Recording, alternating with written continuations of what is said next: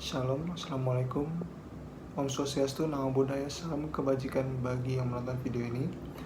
Pada saat ini saya akan menjelaskan apa yang saya mengerti dan apa yang saya bisa jelaskan mengenai teknik lobby dan negosiasi sejauh ini. Untuk materi yang pertama akan saya jelaskan adalah mengenai lobby. Apa sih lobby itu? Yang saya tahu adalah lobby merupakan aktivitas komunikasi yang dilakukan satu pihak untuk mempengaruhi pihak lainnya demi mendapatkan hasil yang positif dan saling menguntungkan bagi kedua belah pihak. Media yang digunakan pun bebas, bisa langsung tidak langsung, demikian juga dengan bahasanya, bisa formal ataupun informal. Dari penjelasan tersebut, kita bisa tahu kalau tujuan dari lobby ini adalah untuk mempengaruhi keputusan orang lain supaya bisa sependapat dengan kita atau penglobi. Karakteristiknya yang bisa dijelaskan, dia pertama, dia beragam. Yang kedua, dia bisa dilakukan di mana saja dan kapan saja, tergantung situasi dan kondisi. Yang ketiga, dia bersifat formal ataupun informal. Dan yang terakhir, dia dapat mengundang pihak yang ketiga kalau diperlukan. Jika kita ingin melakukan lobbying atau approaching, kira-kira apa saja sih yang harus kita lakukan?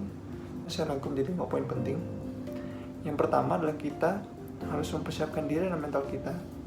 Yang kedua, kita harus mengenal siapa pihak yang akan kita lobby dengan baik ya pastinya. Yang ketiga, kita harus menguasai informasi dan materi yang dibutuhkan dalam pembicaraan kita. Yang keempat, kita harus menyampaikan semua yang ingin kita sampaikan dengan jelas.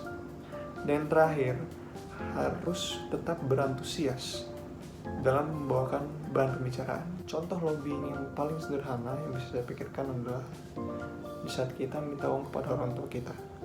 Di situ orang tua kita pijat, mungkin kita beri minum, kita lakukan apapun supaya akhirnya mereka bisa memberikan kita uang untuk kita pakai. Materi kedua yang akan saya sampaikan adalah mengenai negosiasi. Apa sih negosiasi itu?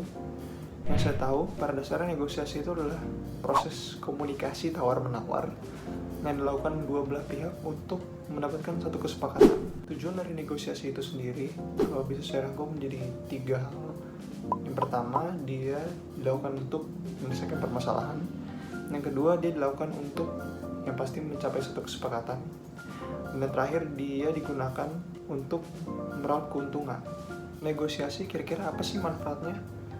Yang pasti yang saya tahu, jika kita melakukan negosiasi, kita bisa menjalin kerjasama dengan pihak lain dan membangun hubungan yang baik demi meningkatkan reputasi, relasi, dan profesionalisme. Dari poin taktik negosiasi pun yang paling saya pahamin cuma 2, yaitu bluffing dan intimidasi.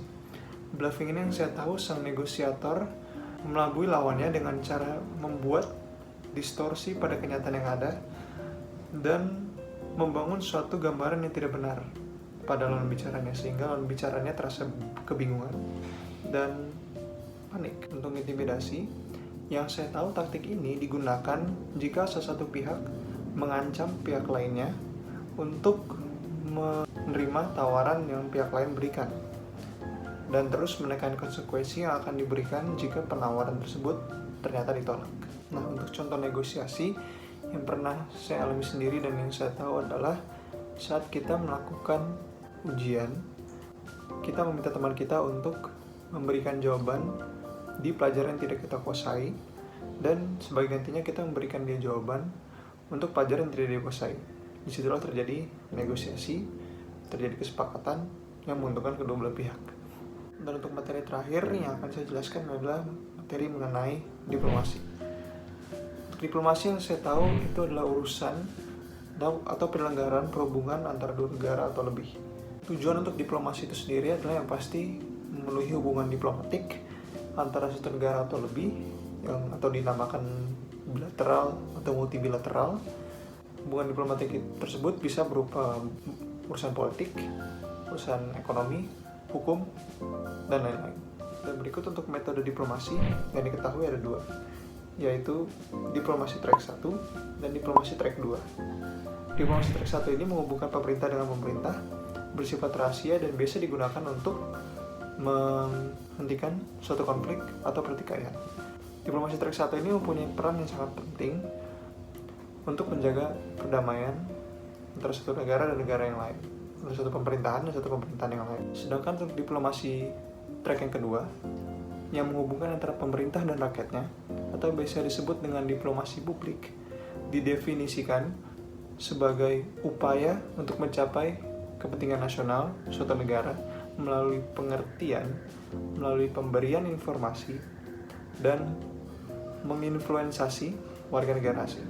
Untuk instrumen diplomasi, menurut Kautilya, terdapat 4 prinsip utama dalam instrumen diplomasi. Itu adalah sama, dana, denda, dan beda.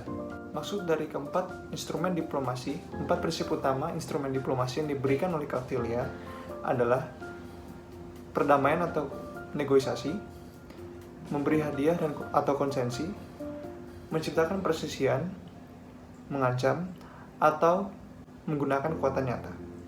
Salah satu contoh yang bisa saya berikan untuk materi diplomasi ini adalah hubungan diplomatik yang dilakukan Indonesia dan Amerika untuk mengelola Freeport atau tambang emas yang ada di Papua.